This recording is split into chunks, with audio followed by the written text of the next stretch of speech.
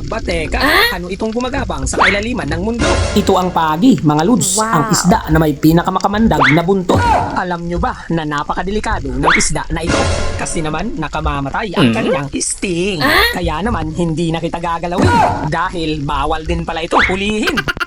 Eto pa, nakita ko naman sa kabilang bato mga lods. Malaking porcupine fish nakatago sa ilalim ng kuweba. Wow. Tinatawag nga itong karok dito sa isla namin. Alam nyo ba, napakasarap ng isda na ito. Pero may malaking problema dahil puno ng tinik ang kanyang buong katawan.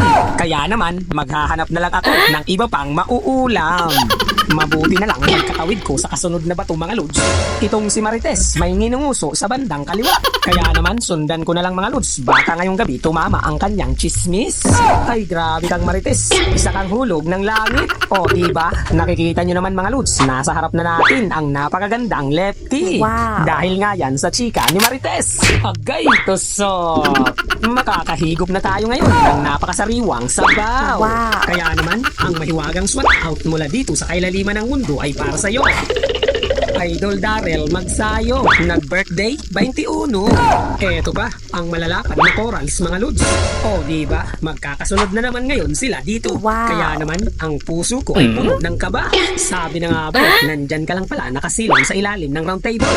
Nagtatago o nag-aantay para magpaula. Agay, tusok! Alam nyo ba mga lods, walang katulad ang sarap nito sa inihaw. Wow. Pero wag na wag kang magkakamali dahil ang balat nito buhangin.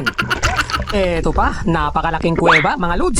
Sana may nagtatago din na pang-ulam dito. Sabi na nga ba, nandyan ka lang pala, dalagang dagat. Wow. At nagsama ka pa talaga.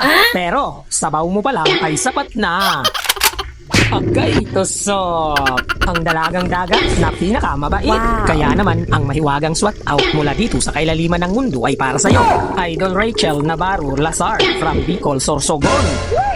Eto pa, sobrang laki ng bato na ito mga lods. Tapos mayroong malalim na kuweba sa ilalim. Kaya nga, sisilipin ko na agad. Baka may nag-aantay na biyaya para sa akin. O diba, mabuti na lang walang daddy shark na nagtatago. Aha, ang isdang may balbas nasa harap ko lang pala. Alam nyo ba, ito ang greatest of all time. Kasi nga, goatfish ito mga lods. Agay, tusok!